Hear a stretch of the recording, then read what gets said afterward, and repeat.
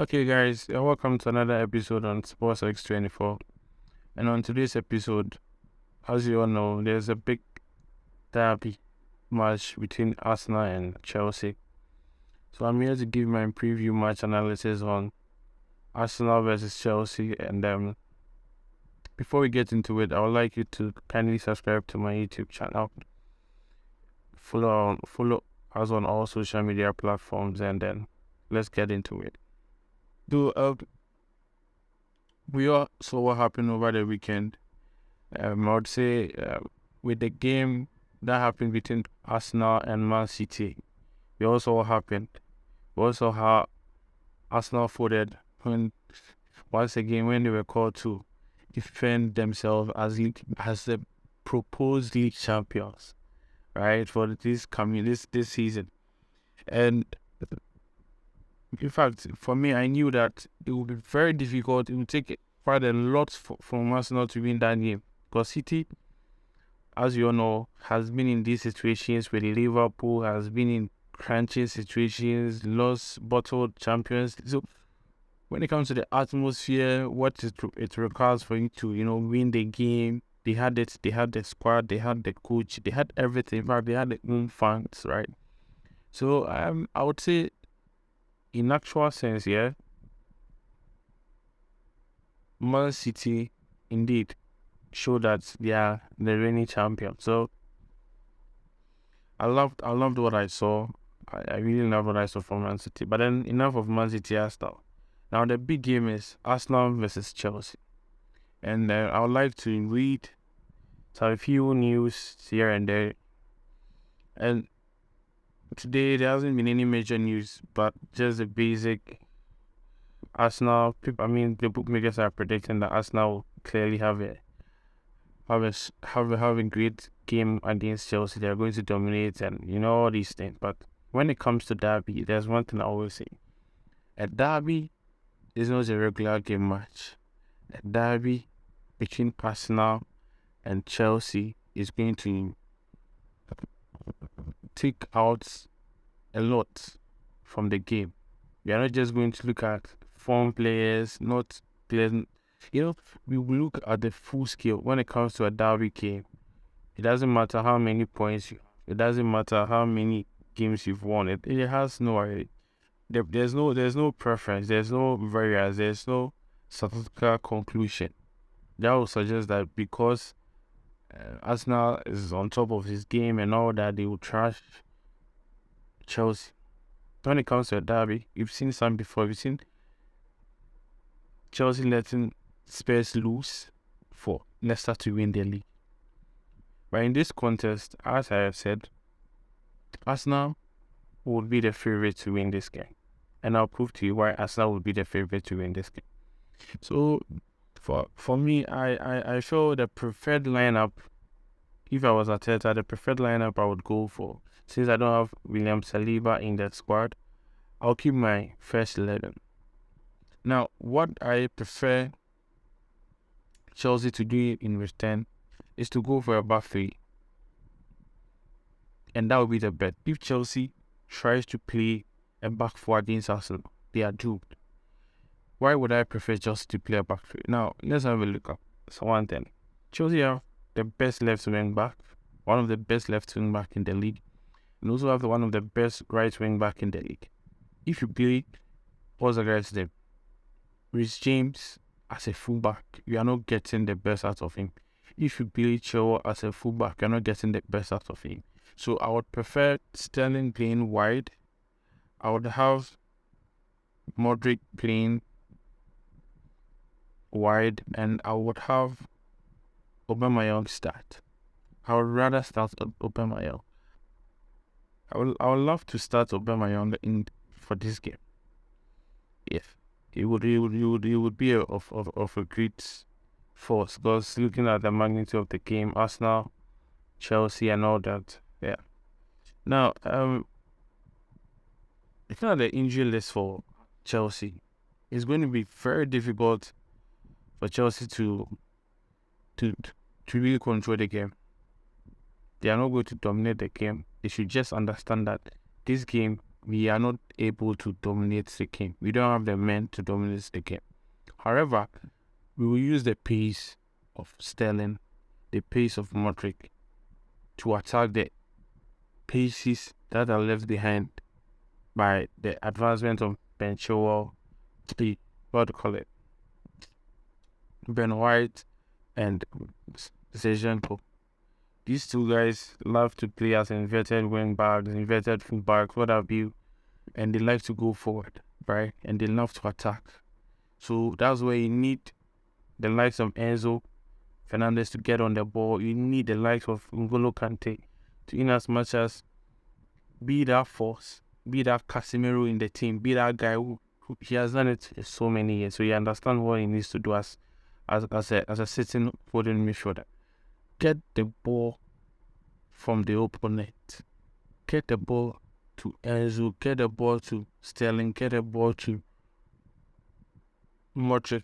Players with the pace that they could attack the channels that are being created. Now, when you look at the last few games with Arsenal, you could clearly see that they don't have the defensive organization that they used to have.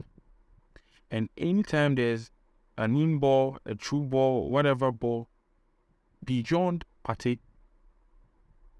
there's that massive crisis. We also have Kevin De Bruyne and Haaland caused the whole Arsenal's defense to just go off. So that's why I would love to have Aubameyang in the team, because Aubameyang can drift to the wide, can stay central, and you need such a player. You need, because with the first goal like this, Haaland stayed central, held the ball, gave the Lukaku turn onto De Bruyne. Do you get me? So you would need Aubameyang in this game rather than Sterling, rather than any other forward, rather than any other player. I don't know if Joao Felix is available. If he's available, then I would love to have him as well, because he's an integrated player.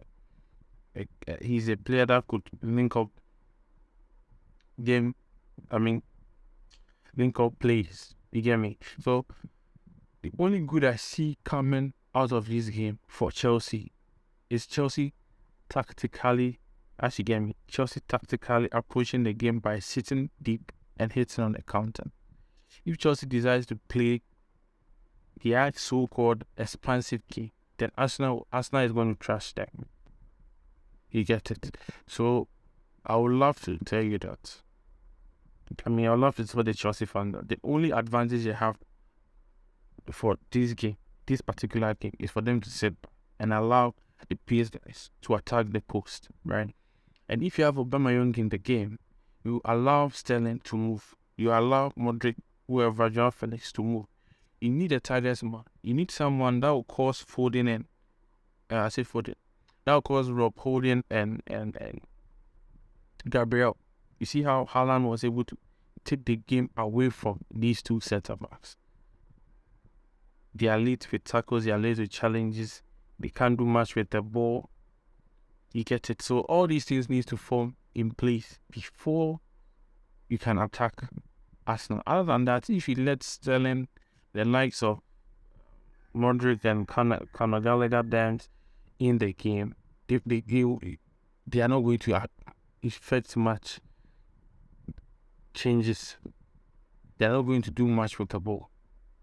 You get me? So I would love to see it that way. And with Arsenal, there's not much to say about Arsenal. Obviously, there's so much to say about Arsenal. Arsenal has been doing this, but the only problem I have with Arsenal, for the last 4 games, anytime, whether they are leading or whether they are losing or whatever be the case, they are trailing behind or whatever be the case, one thing I've realized is that they tend to fumble.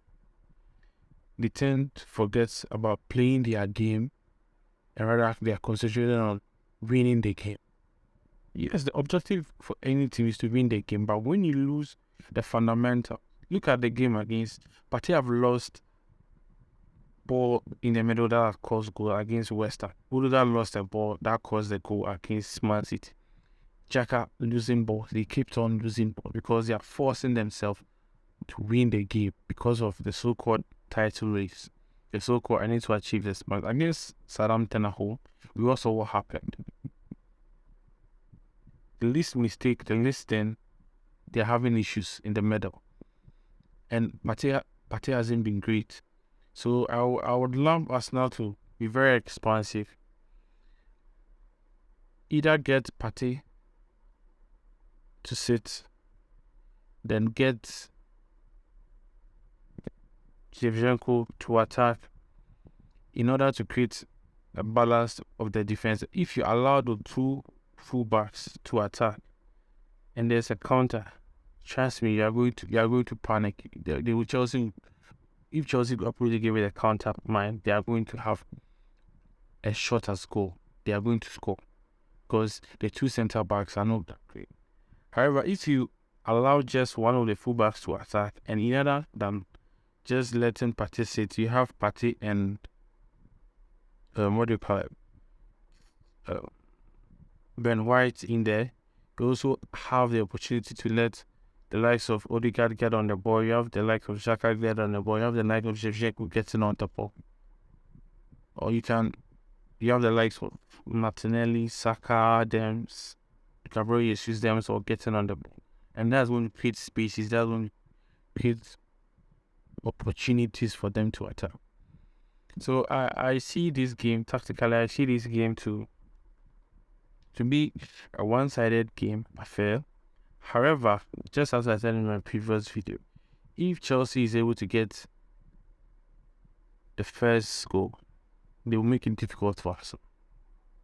If Chelsea is able to get the first goal, an early goal, whatever, first half 1-1, they are going to make Arsenal pay for it. They are going to make it very difficult for Arsenal to win the game. But for me, I see Arsenal winning by, not less than 2 goals. I see a 3-1 scoreline or 4-1 scoreline.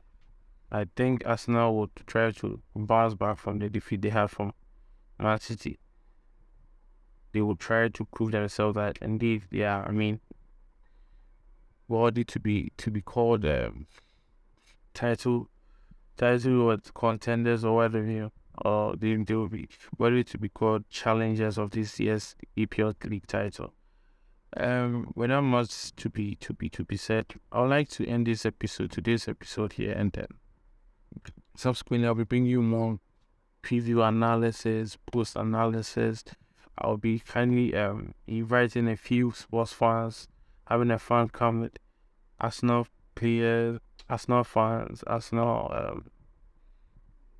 Chelsea fans, or other sports fans. And we don't do just EPL, we do all sports, being it football, basketball, and other things. So I'd like you to please kindly subscribe to our YouTube channel, and we will bring you more content.